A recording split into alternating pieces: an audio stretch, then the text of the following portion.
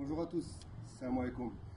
Mais là, après un long voyage, ça y est, on est de retour en France. Donc vous avez pu apprécier un peu le travail qui avait été réalisé, et puis ce que j'ai pu vous montrer lors de mon séjour au Maroc. Donc on a reçu le premier colis de cette fameuse huile d'olive qu'on a conditionné nous-mêmes et qu'on a étiqueté nous-mêmes.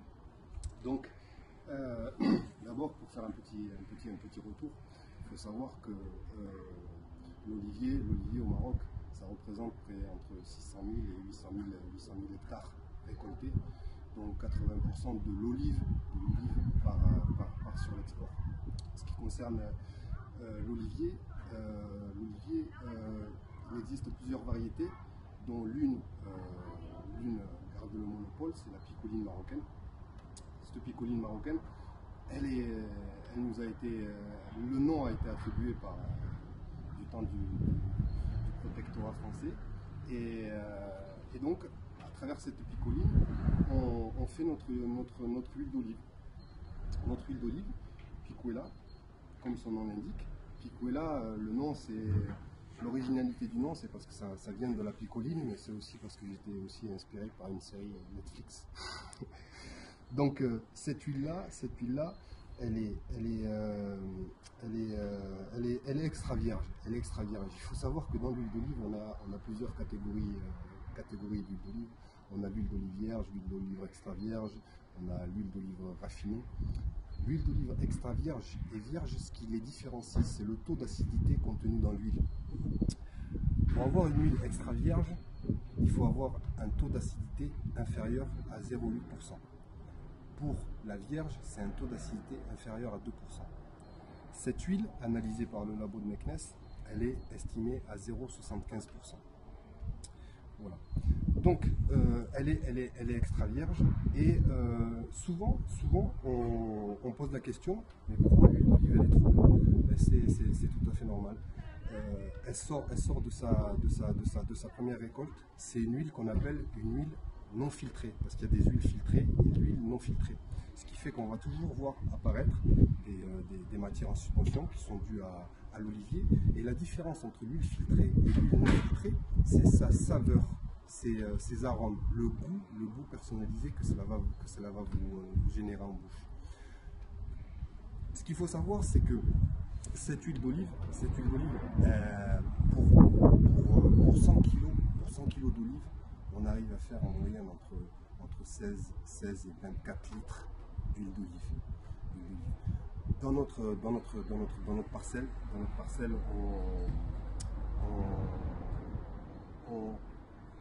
pour avoir un bon produit, il faut récolter et de suite emmener au pressage. Il y a plusieurs opérations qui se font au pressage. Pourquoi on l'emmène directement au pressage? Pour éviter la fermentation.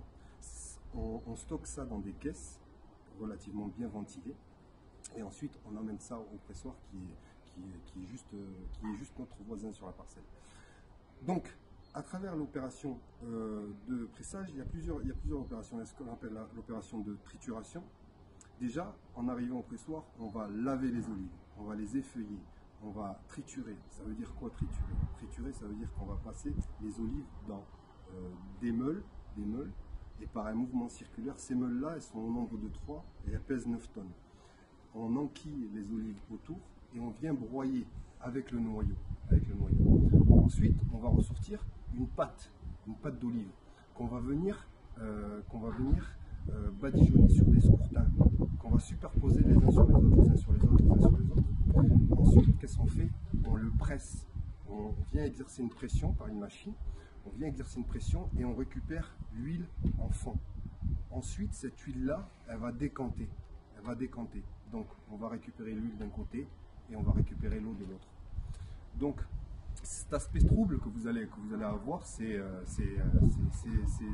définition que je vous ai dit. Et puis, il y a beaucoup de boulot. Et puis, cette vidéo-là, elle est là pour vous expliquer un peu les différents aspects. Et sur l'aspect sanitaire de la chose, l'aspect thérapeutique, l'huile d'olive, elle est reconnue scientifiquement, médicalement, ses vertus sur les maladies cardiovasculaires, les maladies du diabète, et j'en oublie. Pour moi, ça va être ça, mon vaccin anti-Covid, ça va être cette huile d'olive. Et non, mais je rigole. Et